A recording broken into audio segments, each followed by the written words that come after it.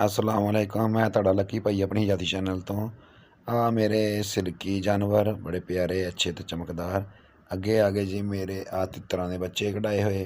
उस तो बाद सील दे चूजे कढ़ाए सीगे वो आ वा ते ये वाले इधर ना जगह तंग की वजह फिर इन्हों जगह खुली की तो जगह इन्हों बहुत तंग सी।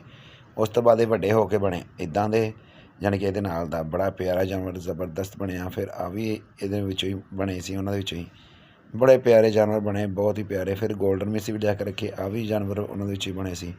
फिर लाल जानवर लियाते तो बड़े अच्छे तो घर च रौनक मौनक हो गई। मुड़ के उन्होंने हल्का जिहा बमारी पई जिदा देखो हल्का जिहा पिच इन्हों के बदले तो उस तो बाद फिर लम्मे पैना शुरू हो गए। लम्मे पैने शुरू हो गए। फिर चिड़े भी देसी भी तो गोल्डन मिसरी भी जिन्ने भी मेरे जानवर से वह पै गए लम्मे। और लम्मे पैन तो बाद इस टाइम हुण मैं लम्मे पिया हाँ तो मैं लम्मे पिया वा तो जानी कि मैं भी हुण लम्मे ही पिया हाँ।